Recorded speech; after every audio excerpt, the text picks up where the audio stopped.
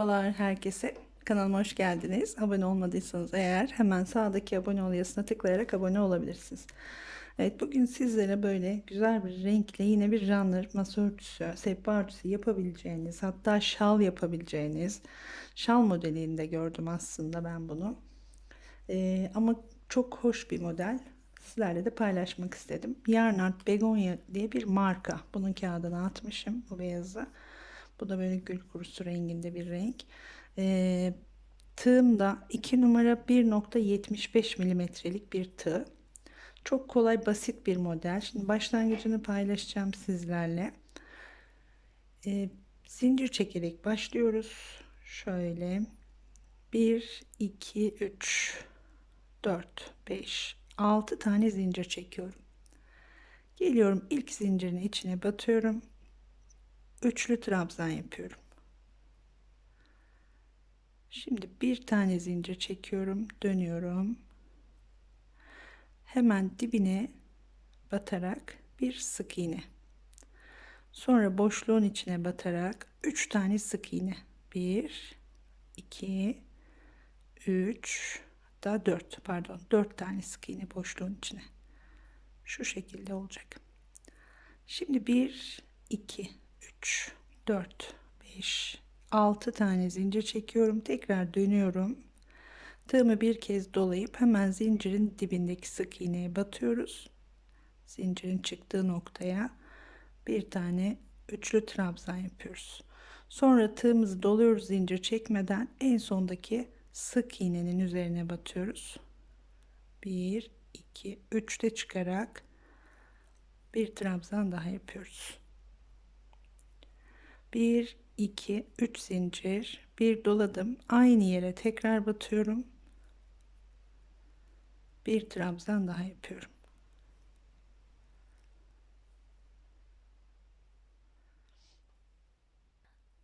Evet, şimdi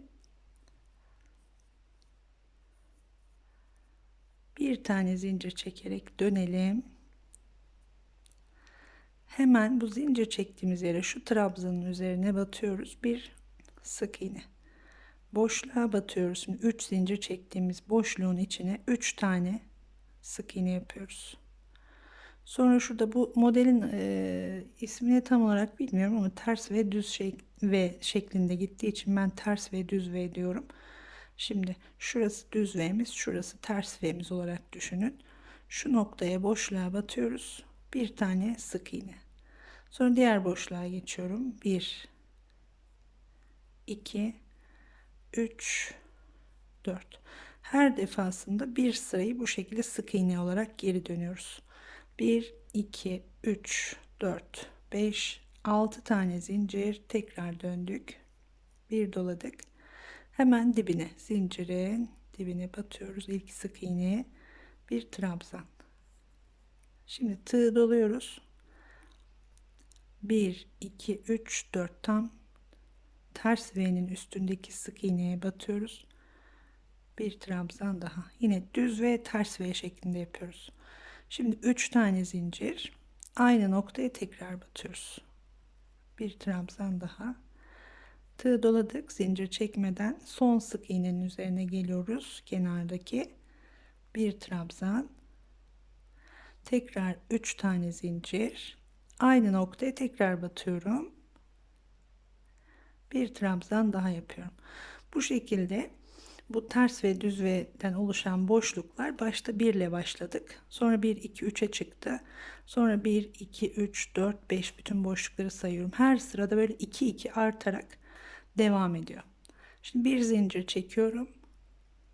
Dönüp hemen dibine, buraya trabzanın, alttaki trabzanın üstüne batıyoruz. Bir sık iğne. Boşluğa 1, 2, 3 tane 3 zincir çektiğimiz boşluğa, şimdi ters V dediğim yere de boşluğa batıyoruz, yine bir tane sık iğne. Diğer boşluğa geçiyoruz. 1, 2, 3. Şimdi ters V boşluğunun içine giriyoruz. Bir sık iğne. Sondaki boşluğa 4 tane sık iğne yapıyoruz. 2, 3, 4. Bu şekilde Sık iğne sırasını tamamladıktan sonra 2 3 4 5 6 zincir çekip tekrar dönüyoruz. Yine hemen dibine batıyoruz. Bu kenarlardan bu şekilde artırmış oluyorum.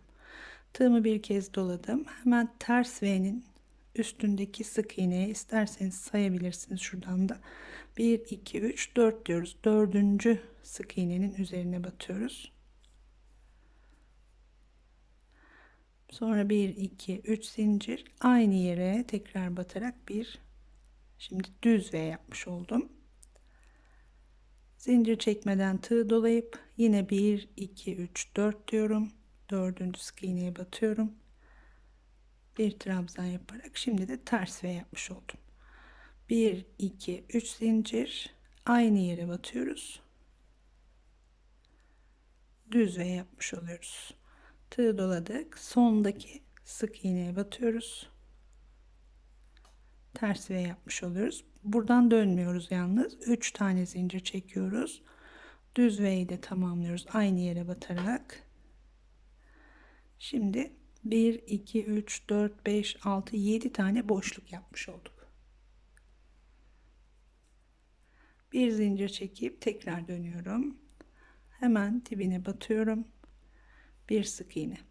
Sonra boşluğa 1 2 3, ters V'nin içine boşluğa tekrar 3 zincir çektiğimiz boşluklara 3 tane, bu ters V'lere de isterseniz şöyle de batabilirsiniz. Ben boşluğa batıyorum. Daha kolay oluyor bu şekilde örmesi. Şurayı da daha da belirgin gösteriyor. Sıra sonuna kadar bu şekilde sık iğne yaparak gidiyoruz. Son boşluğa geldiğimizde de 4 tane sık iğne yapıyoruz. 1 2 3 4. Şurada da çünkü 4 ile başlıyoruz tam dibine battığımız için. Burayı da 4 ile bitiriyoruz. 4 sık iğne ile. 1 2 3 4 5 6 zincir, tekrar dönüyorum. Dibine batıyorum hemen ilk sık iğneye. Düz V yaptım. Düz V yaptıktan sonra zincir yok. Tığ doladık. 1 2 3 4. Dördüncü sık iğneye batıyoruz. Ters V yapmış olduk. Şimdi 3 zincir, aynı yere tekrar batarak düz V oluşturuyoruz. Tekrar doladım. Yine dördüncü sık iğnenin üzerine geldim. Her defasında saymıyorum çünkü tam şu ters V'nin üstü belli, yani nereye batacağım yer. O yüzden direkt battım bu sefer. Dördüncü sık iğne denk geliyor. Doladık. Ters V'nin üzerine girdik. Bir trabzan, 3 zincir, aynı yere tekrar batıyorum. Düz V.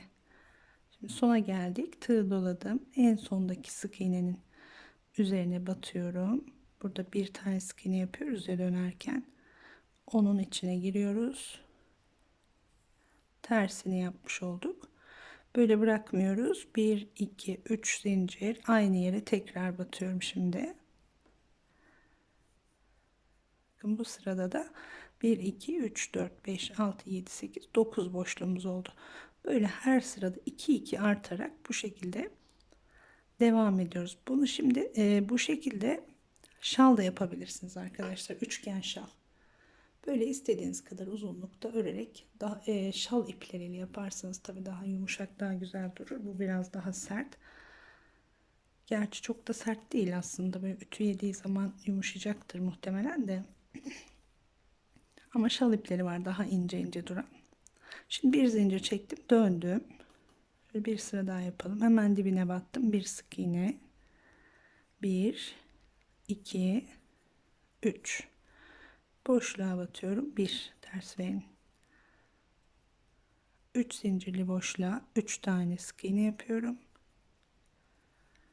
Sıradaki boşluğa bir tane. Şimdi 1 2 3. Sıradaki boşluğa bir tane.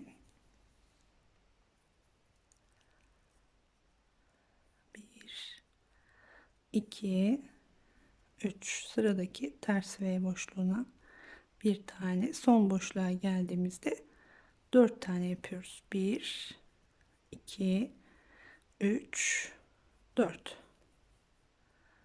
Yine 1 2 3 4 5 6 zincir çekip tekrar dönüyorum. Bu şekilde uzayacak arkadaşlar. Bu aynı şekilde örerek istediğimiz boyuta gelene kadar. Şimdi benim yapmayı planladığım bu şekilde böyle bir sivri kenar oluşturup biraz daha büyütüp sonra artırmadan düz öreceğim bir süre. Şimdi ölçü veremiyorum, ne kadar yapacağımı bilmiyorum. Yani bir sehpa örtüsü kadar diyelim. Bir miktarda düz örüp sonra eksilterek diğer uç kısmını da böyle sivri bir hale getireceğiz. Çok büyütmeyeceğim çünkü videosunu çekeceğim için. En kısa sürede hemen bir sonraki videoda paylaşacağım. Evet, aynı şekilde örerek bunu uzatıyoruz. Dediğim gibi aynı şekilde örerek hiç artırma eksiltme yapmadan bu şekilde şal da yapabilirsiniz.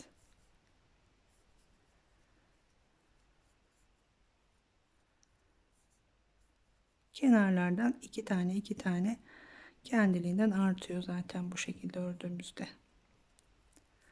Sonra bir süre düz gideceğiz. Sonra tekrar azaltacağız. Yani yapmaya çalıştığım şey o. Bakalım inşallah olur. Bir sıra daha ördüm. Her sırada boşluklar bitince bir sıra sık iğne gidiyoruz. Bir zincir çekiyoruz. Hemen dibindeki trabzanın üzerine battık. 1 2 3. Şimdi boşluğa 1.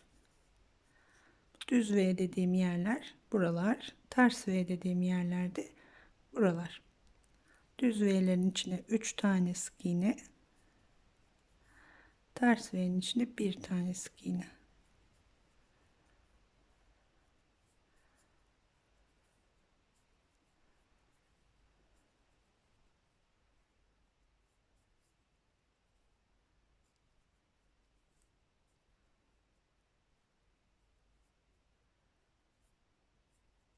Evet, sona kadar geliyoruz. Sondaki boşluğa da 4 tane sık iğne yapıyoruz.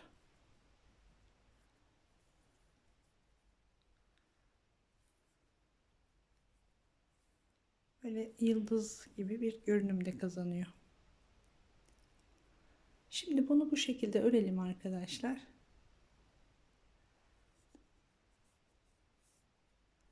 Ben şöyle birkaç satır daha öreyim. Biraz daha görünsün, model kendini göstersin. Evet arkadaşlar, biraz daha ilerlettim. Şimdi şöyle modeli biraz daha net görün diye. Bu şekilde kenarlardan artıra örüyoruz. Şimdi ne kadar öreceksiniz? Tabii ne yapacağınıza bağlı bu. Ben şimdi runner diye başladım. Şu sivrilik biraz daha şu cetvelle ölçelim bakalım. Yani 15 santim olmuş. Şöyle 20-25 santime kadar genişliği, şuranın genişliği 20-25 santim olacak şekilde biraz daha öreceğim ben bunu. Evet, şu kadar iyi olur sanırım. Masanıza göre de ayarlayabilirsiniz. Tabii daha geniş de tutabilirsiniz. Daha geniş tutup sonra da düz öreceğiz. Düz öreceğiz. En son yine bitişini bu şekilde böyle sivri olarak kapatacağız. Şimdi böyle devam edelim. Sonraki videoda düz örmeye geçeriz. Ben biraz daha öreyim. Evet, çok hoş duruyor model. Umarım beğenirsiniz sizler de. Evet, bir sonraki videoda görüşmek üzere diyorum. Şimdilik hoşça kalın.